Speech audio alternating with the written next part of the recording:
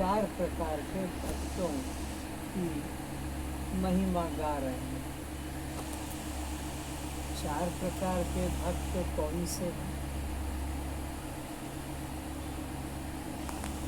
एक है अर्थार्थी, एक है आर्त, एक है जिज्ञासु और एक है ज्ञानी।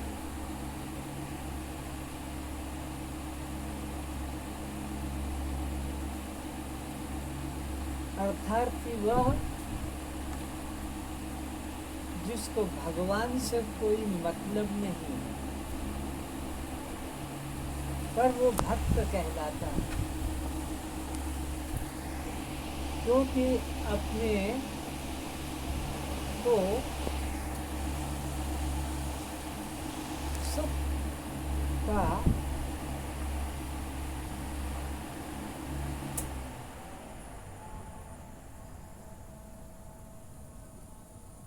उपासक मानता है। सुख मिले, चाहे यहाँ का मिले, पारिवारिक, आर्थिक कि स्वर्ग का, अर्थ का अर्थ ही है, भगवान का नहीं।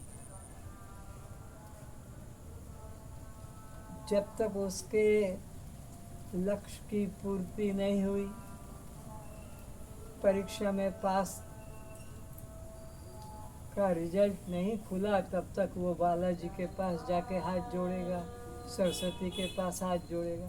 रिजल्ट खुल गया, पास हो गए, अब अलविदा, अब भगवान से सरस्वती से मतलब नहीं। चुनाव में लड़ने के लिए मिल गया उसको अधिकार, तो बस अपना काम हो गया और भगवान से कोई मतलब नहीं। तो ये आर्त नहीं, अर्थार्थी, अर्थ का अर्थ।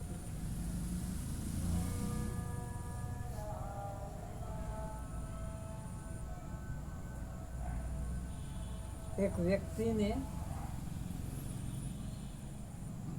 भगवान से प्रार्थना करी कि मेरा ये काम हो जाए, चुनाव में मैं जीत जाऊं, तो मैं तुम्हें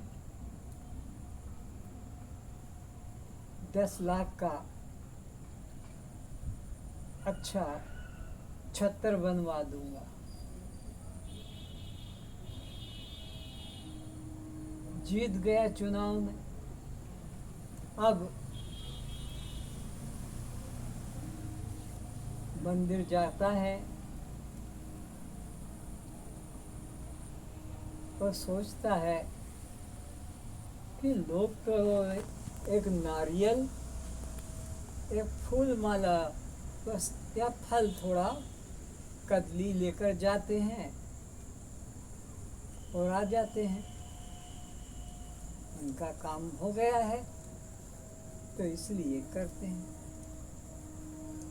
तो मैं भी एक नारियल चढ़ा के आ जाता हूँ, काहे को 10 लाख का छत्र चढ़ाऊं।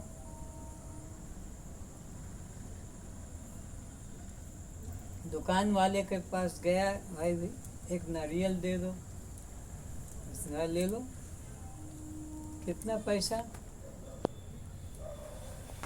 बोले 25 रुपये। तो क्या बात करते हो, मैं तुम्हारी दुकान पे आया हूँ, सारी बाजार को छोड़ के कम करो। बोले भाई तुम होलसेल के मार्केट में चले जाओ, वहाँ तुमको 20 रुपये में मिल जाएगा। वो होलसेल की दुकान वाले के पास गया कि भाई नारियल तो लोग तो जानते थे चुनाव में भी जीता है, ले जाओ।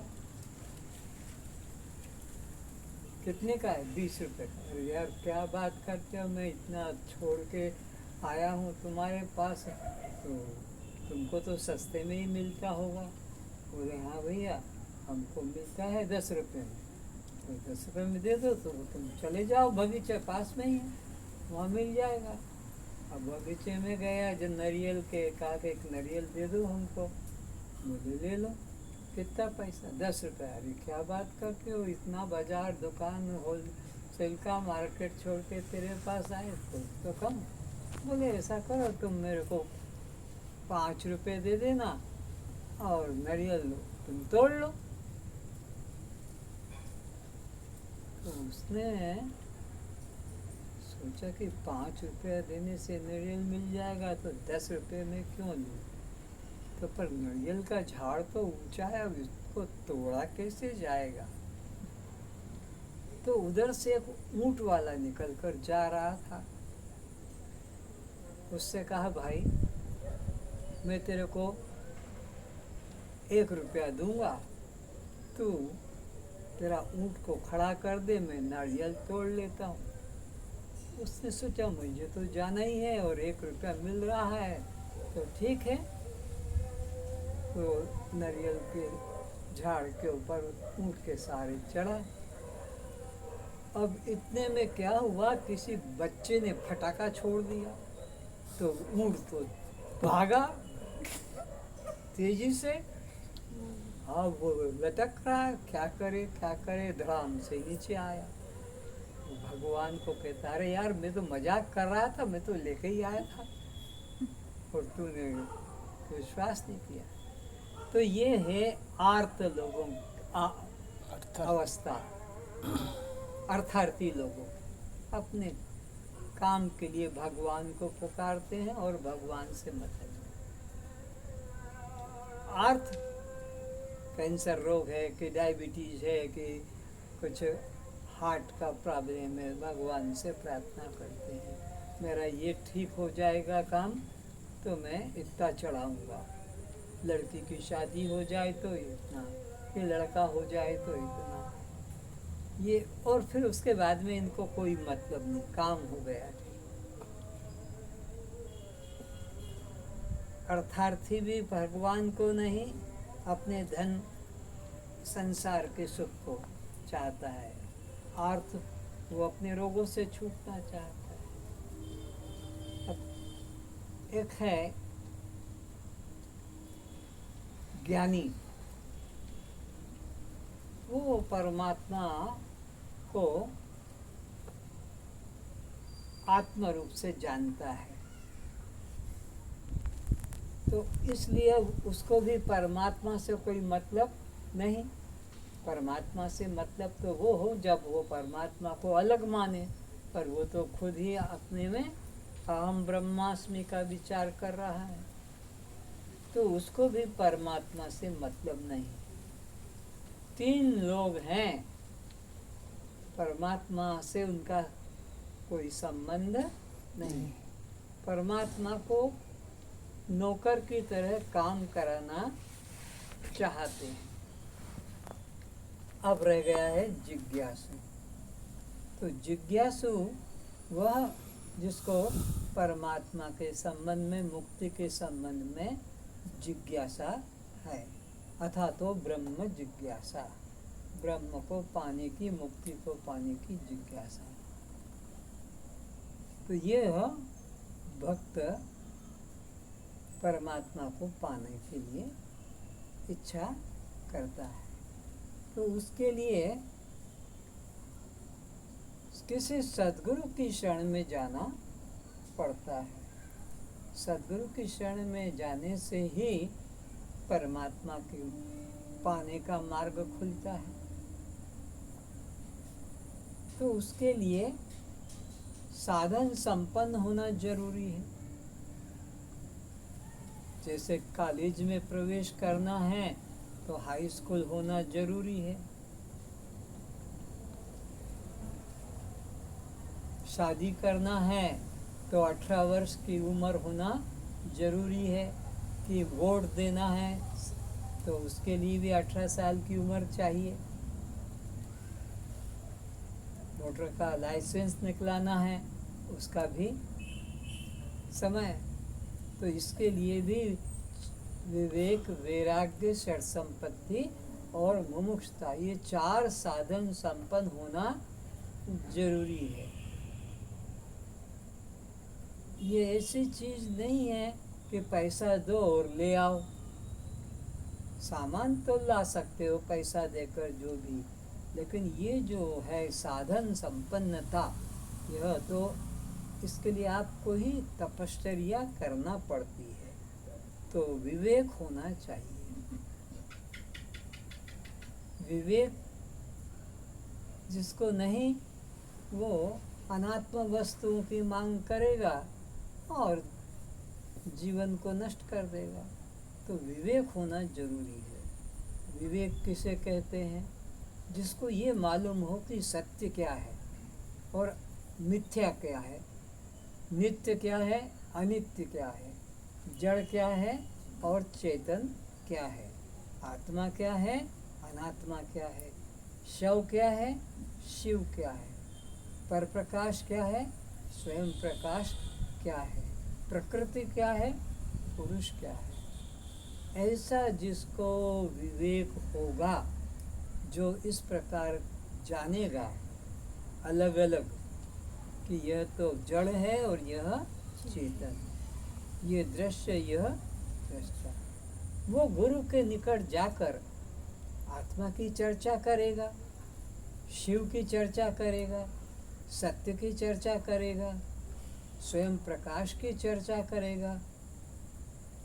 वो जड़ की चर्चा नहीं करेगा कि मेरे को धन कैसे मिले, नौकरी कैसे मिले, मेरे को शादी कैसे हो, कि बच्चा कैसे हो। ये ऐसी अनात्म वस्तुओं की मांग वो नहीं करता है। विवेक है ना, क्योंकि ये जो भी मिलेगा वो नष्ट हो जाएगा, जन्मा है वो मर जाएगा, मिला है वो छिन जाएगा।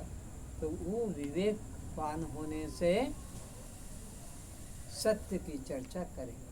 और सद्गुरु के पास में ऐसे ही लोग टिक पाते हैं जिनको कि सत्य की, आत्मा की चर्चा है, और बाकी लोगों से बात नहीं करते, उधर देखते भी नहीं, क्योंकि वो जानते हैं इसको सत्य से तो अनुराग है नहीं, इसको तो अपने भौतिक वस्तुओं से इसको अनुराग है। तो उनके तरफ उसका ध्यान नहीं जाता है। तो विवेक होना जरूरी है। तो विवेक जब होगा तो उसका फल क्या मिलेगा? वैराग्य।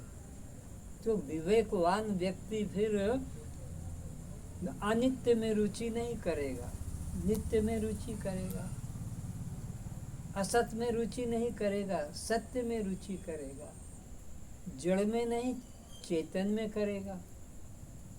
ये विवेक है उसके पास।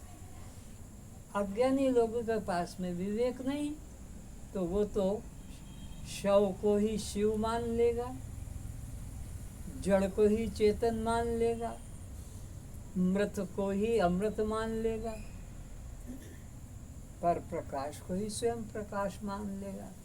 तो इसलिए विवेक का फल वैराग्य। ये मंदिर में जाकर नहीं मिलेगा, ये तीर्थ में जाकर नहीं मिलेगा, ये माला करने से नहीं मिलेगा। ये विवेक मंदिर जाने से, पूजा करने से, व्रत उपवास करने से, दान धर्म करने से, यज्ञ आदि करने से पुण्य के भागी बन जाओगे, स्वर्ग का सुख मिल जाएगा, भौतिक सुख मिल जाएगा, पर ये परमात्मा की ओर जाने का ये पात्र नहीं होगा। तो विवेक से वैराग्य होता है, और वैराग्यवान व्यक्ति फिर गुरु के निकट जाकर सत्य की जिज्ञासा करता है। क्या जानना चाहता है कि ज्ञान की प्राप्ति कैसे होगी, मुझे भौतिक पदार्थों से वैराग्य कैसे होगा, मुक्ति का क्या स्वरूप है। ऐसा गुरु के पास जाकर प्रार्थना करता है, जिज्ञासा प्रकट करता है। मुक्ति की प्राप्ति कैसे होगी, ज्ञान की प्राप्ति कैसे होगी, और वैराग्य की प्राप्ति कैसे होगी। गुरु देखता है कि इस व्यक्ति के मन में सांसारिक पदार्थों की कोई प्रार्थना, कामना है नहीं, कि नौकरी कैसे मिले, धंधा कैसे चले, शादी कैसे हो, बच्चा, ये तो कुछ नहीं रहा। स्वर्ग की भी बात नहीं कर रहा कि स्वर्ग वैकुंठ कैसे मिले, और मुक्ति की बात करता है। तो यह उत्तम अधिकारी है, सत्य को पाने का उत्तम अधिकारी है। इसलिए इसे मुझे कर्म उपासना की बात बताना बेकार है। कर्म उपासना की बात तो उसको बताना चाहिए जिसके मन में भौतिक पदार्थों की इच्छा है या स्वर्ग आदि लोकों की इच्छा है। पर इसने तो न स्वर्ग वैकुंठ आदि लोक की इच्छा जनाई, न भौतिक पदार्थों की इच्छा जनाई, और न कोई प्रकार से सिद्धि की बात की। तो ये ज्ञान का पक्का अधिकारी है, इसलिए इसे कर्म उपासना साधन बताने की जरूरत नहीं है।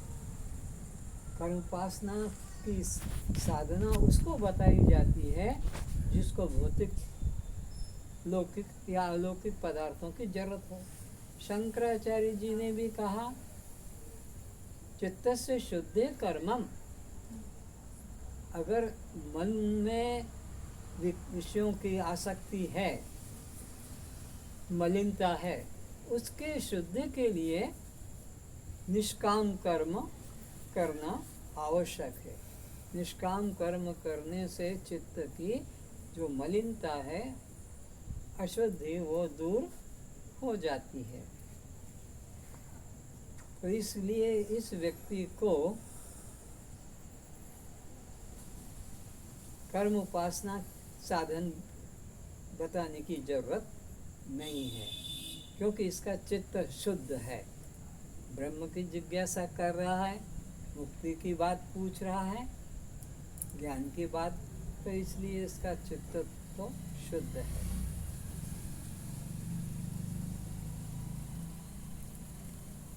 तो अब इसको साधन संपन्न में यही बताना है कि गुरु के निकट जाओ तो पहले उनको दंडवत साष्टांग प्रणाम करो। उनसे जब प्रार्थना करो तो अपने दोनों हाथ जुड़े हो और हृदय से मिले होना चाहिए।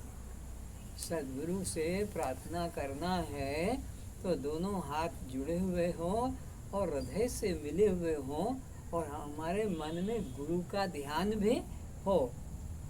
नहीं तो ध्यान संसार में घर बार का चल रहा और हाथ जोड़कर तुम्हें वो माता च पिता, तुम्हें वो बंधुष, और गुरु ब्रह्मा और गुरु विष्णु धड़ाधड़ बोल रहे हैं, ऐसा यह नहीं।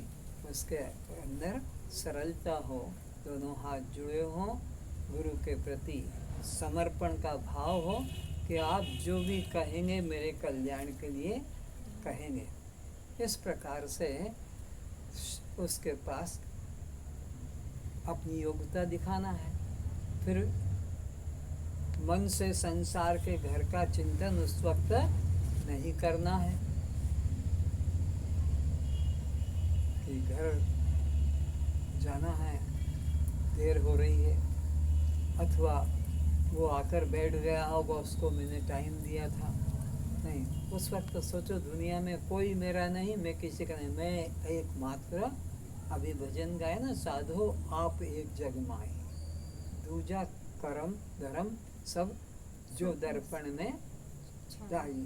तो और कोई का विचार ना आए, तो श्रम हो और दम हो।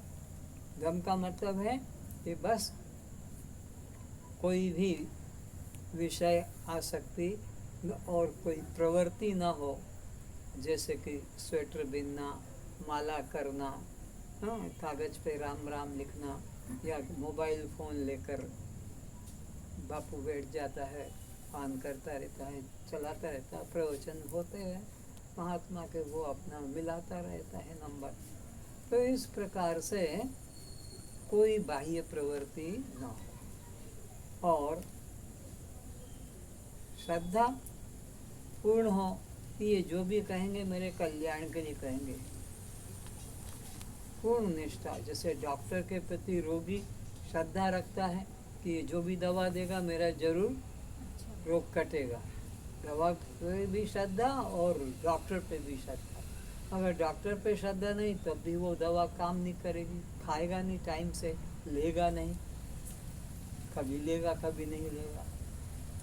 दवा पे श्रद्धा नहीं तो भी नहीं कल्याण होगा, डॉक्टर पे श्रद्धा नहीं तो भी। दोनों पे जैसे श्रद्धा चाहिए, सद्गुरु और उनका जो दिया ज्ञान है सदुपदेश, दोनों में अपने कल्याण का विश्वास करें तब वो लाभ होगा। तो ये से श्रद्धा भी हो और मोक्ष की ही इच्छा हो, अन्य इच्छा न हो, तब वह गुरु उसको पात्र देख कर कहेगा कि देख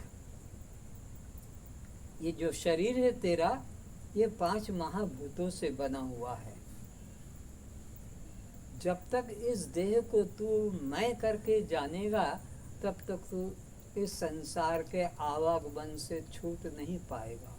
और अनंत अनंत अनंत जन्मों से तू इसी देह को मैं मानता आ रहा है और 84 लाख योनियों में भटकता जा रहा है।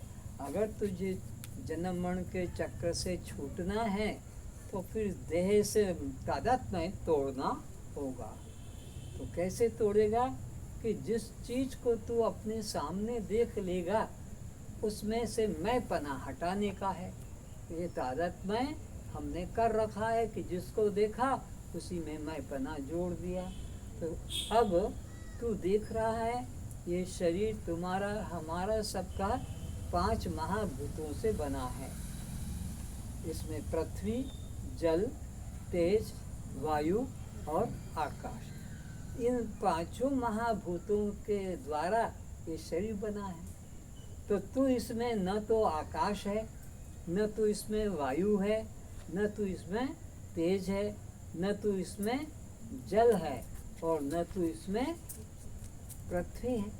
ये 5 भूत तेरे दृश्य हैं। तू आकाश को भी देख रहा है तो वो अलग तू अलग, तू वायु को भी अनुभव कर रहा है वो अलग तू अलग, तू प्रकाश को भी देख रहा है तो वो अलग तू अलग, तू जल को भी देख रहा है तो वो अलग तू अलग, और तू पृथ्वी को भी देख रहा है तो वो अलग और तू अलग। तो इन्हीं 5 से मिलकर ये बना है। तो ये जब तू 5 भूत नहीं तो 5 भूतों से बना यह स्थूल शरीर भी तू नहीं है।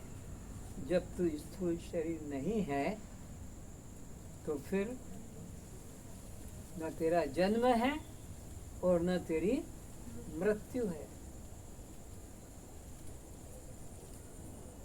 जन्म और मृत्यु जब नहीं तो तेरा पिता और तेरी माता भी नहीं है,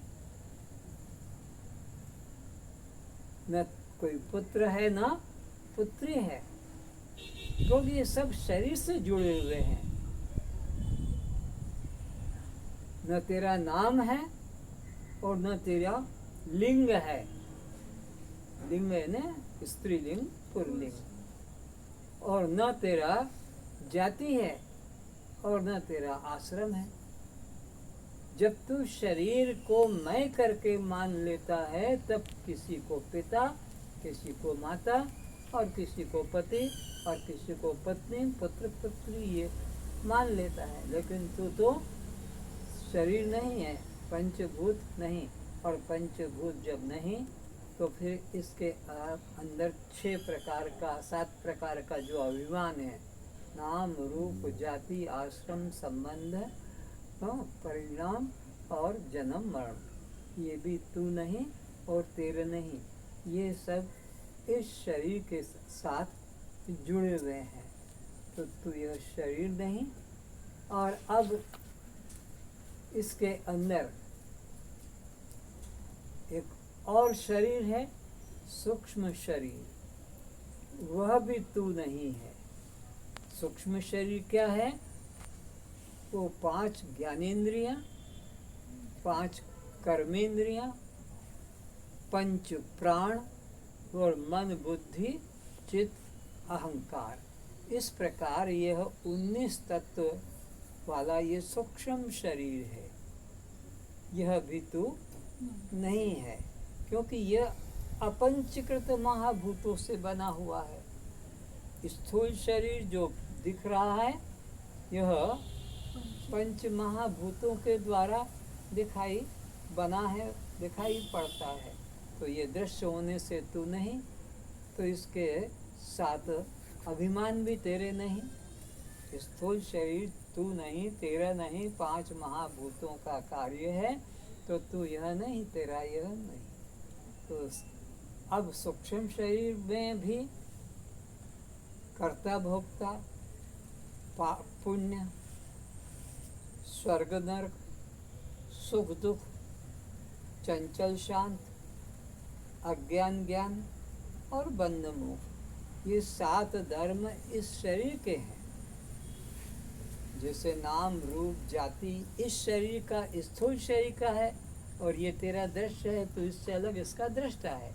इसी प्रकार यह सूक्ष्म शरीर के अंदर ही वह कर्ता भोक्तापना, पुण्य पाप, स्वर्ग नरक, सुख दुख, ज्ञान अज्ञान, चंचल शांत और बंध मोक्ष, ये इसके साथ जुड़े हैं।